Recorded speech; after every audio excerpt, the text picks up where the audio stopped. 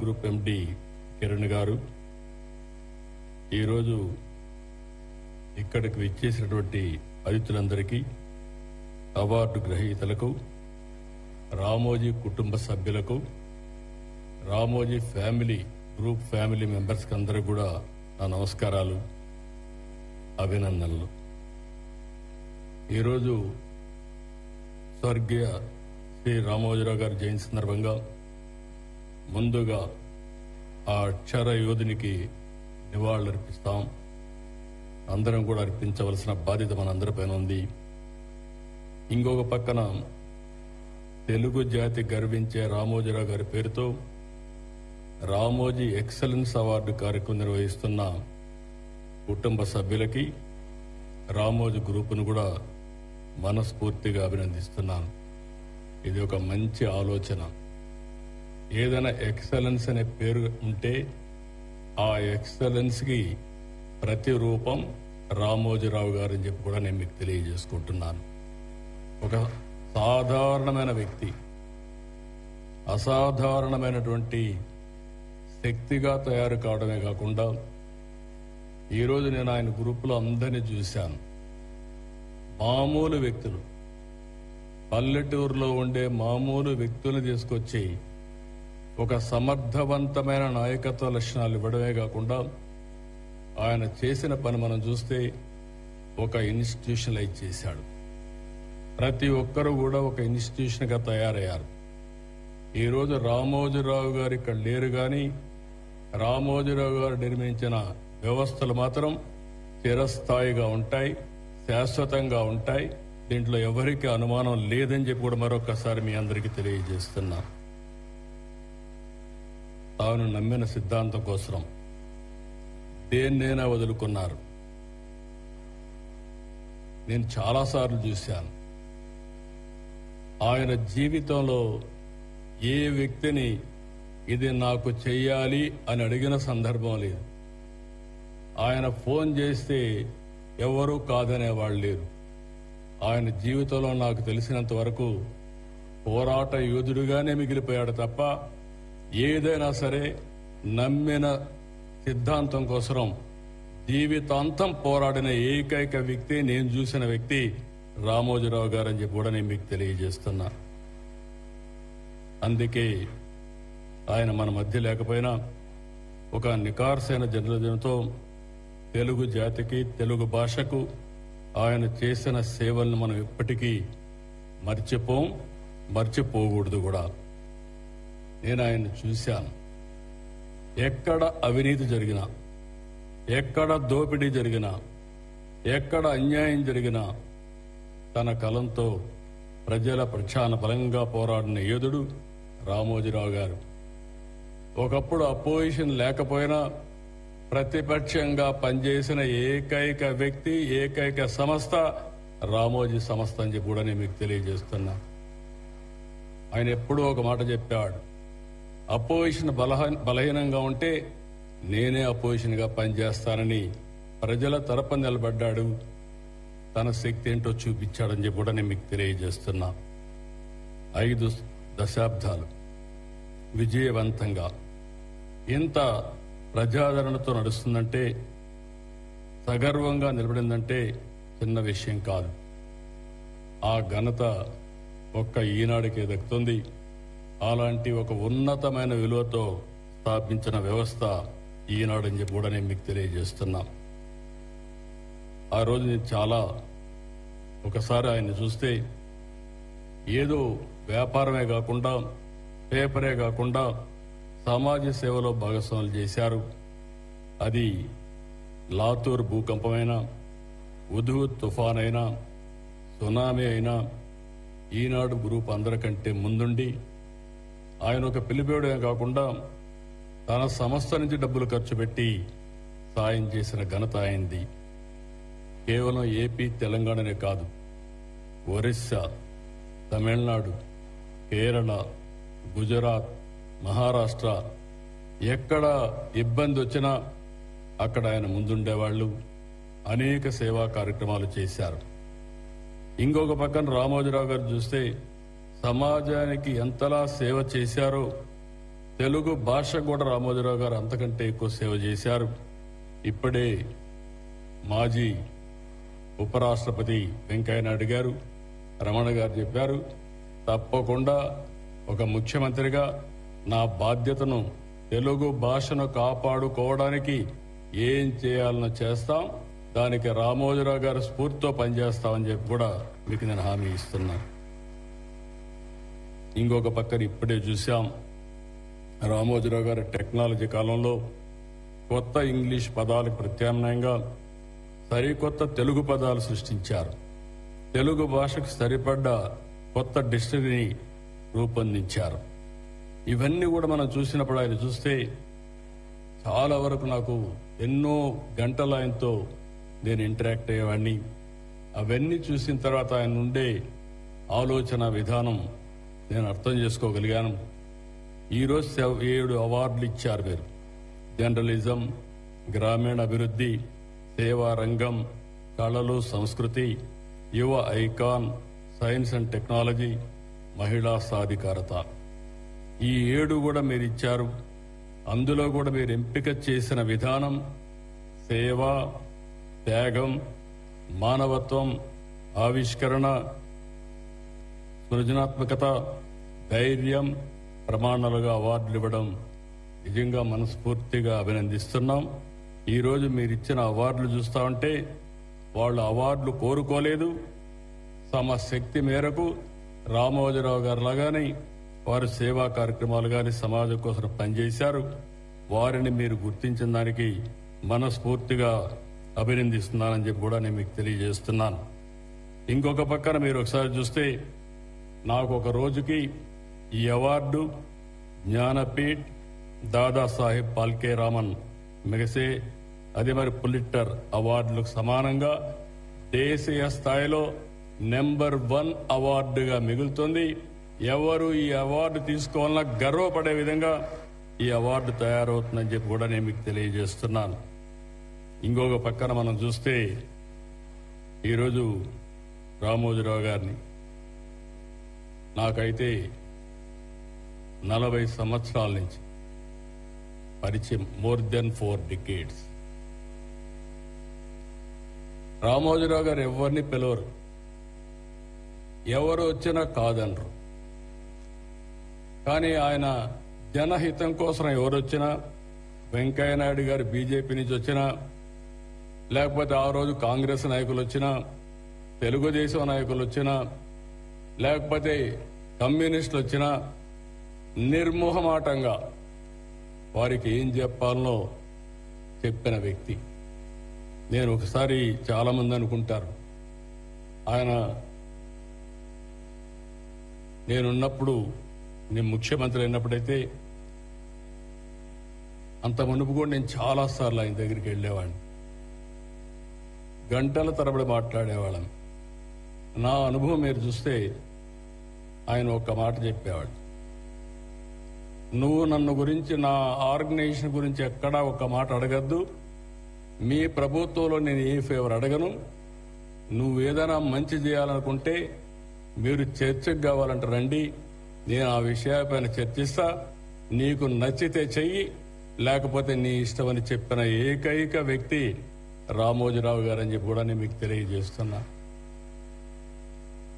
ఆయన గవర్నమెంట్లో 40 ఏళ్లుగా నేను అనేక పొజిషన్లో ఉంటే కనీసం ఆయన జీవితంలో ఒక చిన్న ఫేవర్ కానీ, చిన్న పని కానీ ఎక్కడా చెప్పిన వ్యక్తి కాదు.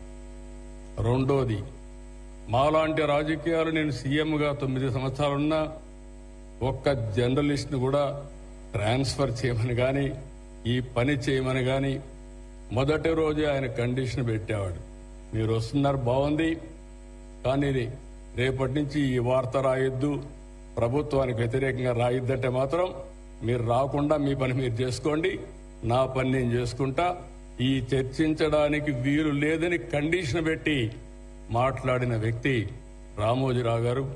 అది ఆయన నిబద్ధత అని చెప్పి కూడా నేను మీకు తెలియజేస్తున్నా. ఇంకొక పక్క నేను చాలాసార్లు ఆయన చూశాను.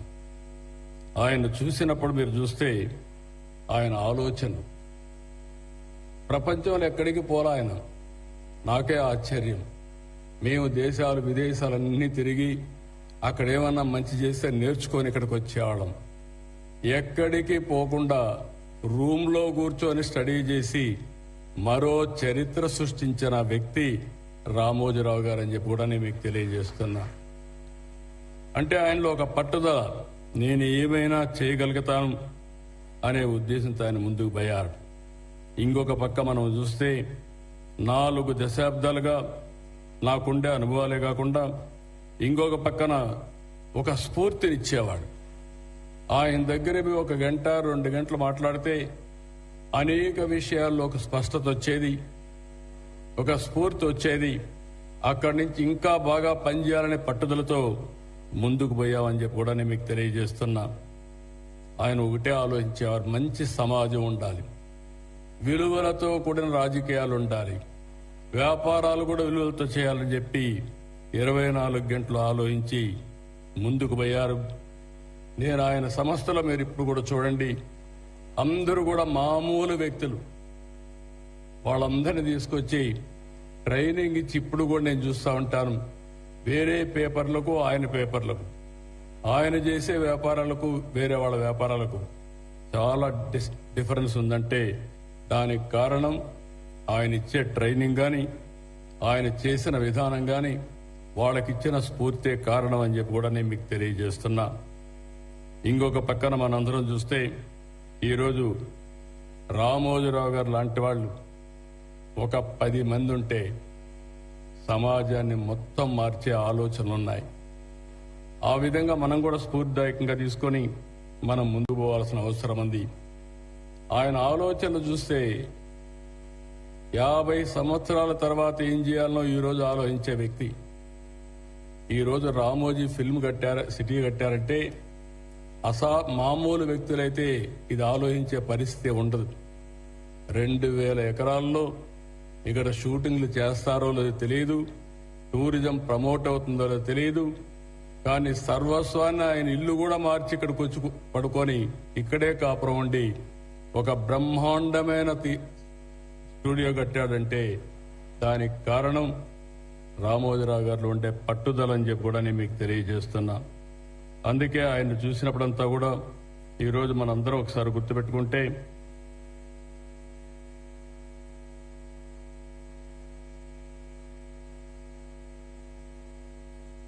నేను ఆయనలో చూసింది ధైర్యం, దూరదృష్టి, పట్టుదల.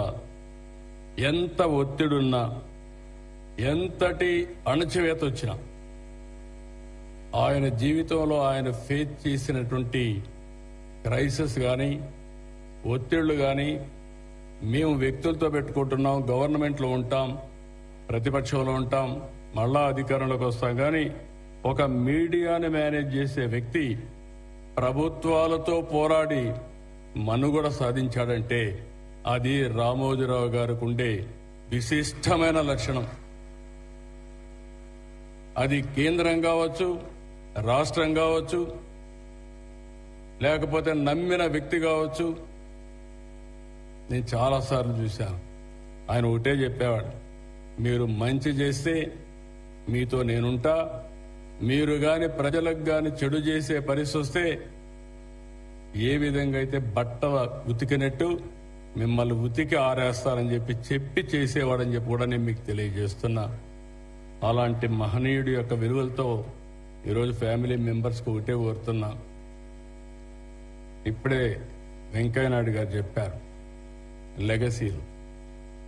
లెగసీస్ ఏముండవు, వారసత్వాలు ఎవరికీ ఉండవు. పెద్ద పెద్ద లెగసీస్ అన్ని, ఎంపైర్స్ అన్ని కొలాప్స్ అయిపోతున్నాయి, ఎకనామిక్ ఎంపైర్స్ కూడా కొలాప్స్ అవుతున్నాయి. కానీ ఆయన సృష్టించినటువంటి వ్యవస్థ విలువలతో కూడిందే కాకుండా సమర్థత, ఇంకొక పక్కన అన్నింటికంటే ఆయన పెట్టిన పెట్టుబడి చూస్తే మనుషులపైన పెట్టుబడి పెట్టాడు. చాలా పేపర్లు చూస్తూ ఉంటాను నేను. రామోజీరావు గారి ఈనాడు పేపరు ఒక యూనివర్సిటీ.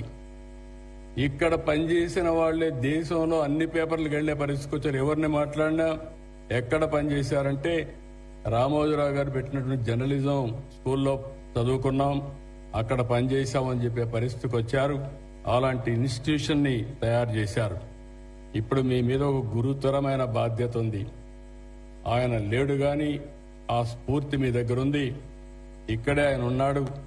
ఒక శక్తివంతమైన ప్రభావం చూపిస్తూ మనకు స్ఫూర్తినిచ్చే విలువలు వదిలిపెట్టి వెళ్ళాడు.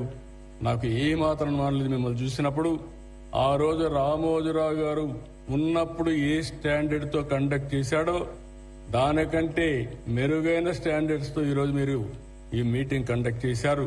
దీనికి మనస్ఫూర్తిగా అభినందనలు. అదే సమయంలో ఆయనకు నిజమైన నివాళి మనం అందరం కూడా ఆయన మెచ్చిన విషయాల్ని ముందుకు తీసుకుపోతే అది సాధ్యం. నాలాంటి వారికి ఆయన ఇచ్చినటువంటి స్ఫూర్తి ప్రజలకు మంచి చేయమని, మీకు కూడా ఆయన ఇచ్చిన ఆయుధం పేపర్, టీవీలు, ప్రజల పక్షాన నిలబడి పోరాడమని చెప్పి మనందరినీ స్ఫూర్తితో ముందుకు పంపించిన వ్యక్తి. ఆ స్ఫూర్తి ఎప్పుడూ ఉంటుంది. నాకైతే నా జీవితంలో ఎప్పుడూ మర్చిపోను. ఏ కష్టం వచ్చినా ఒక్కసారి రామోజీరావు గారు తలుచుకుని నేను ముందుకు పోతే నేను ఆ కష్టాలు ఎన్నొచ్చినా అధిగమించే శక్తి వస్తుందంటే అది ఆయన ఇచ్చినటువంటి పట్టుదల అని చెప్పి కూడా నేను మీకు తెలియజేసుకుంటూ మరొకసారి ఒక wonderful momentum. I'm very happy. నాకైతే ఏ విధంగా ఆయన చూపించిన చొరవని, ఆయన చేసిన సహకారాన్ని నేను జీవితంలో కూడా మర్చిపోలేను. అందుకే ఆయన చనిపోయినప్పుడు కూడా నేను చూశాను. నేను ఇక్కడ రాజకీయాలు మాట్లాడదలుచుకోలేదు, ఎందుకంటే దగ్గరగా చూశాను ఆయన్ని. ఆయన పట్టుదల చూశాను. అదే మాదిరిగా ఆయన పట్టుదల కూడా ఎట్లుంటుందంటే కొన్ని సందర్భాల్లో సఫర్ అయినా, కడాన కుటుంబ సభ్యులు కూడా సఫర్ అయినా అక్కడ తలంచలేదు. అవసరమైతే మీరు కూడా సిద్ధంగా ఉండండి.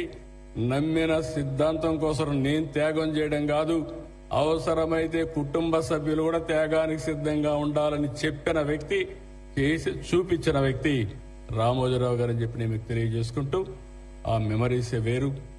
తప్పకుండా మనందరం అది గుర్తుపెట్టుకొని ముందుకు పోవాల్సిన అవసరం ఉంది. చాలా మంది శ్రేయోభిలాషులు వచ్చారు. అందరిని కూడా మిమ్మల్ని చూసినప్పుడు ఇప్పుడు వెంకయ్యనాయుడు గారు, రమణ గారు చెప్పిన విషయాలు కూడా మేము గుర్తుపెట్టుకుంటాం. తప్పకుండా రామోజీరావు గారి స్ఫూర్తితో పనిచేస్తామని మరొక్కసారి తెలియజేసుకుంటూ అందరికీ నమస్కారాలు, ధన్యవాదాలు. థ్యాంక్ యూ అనండి.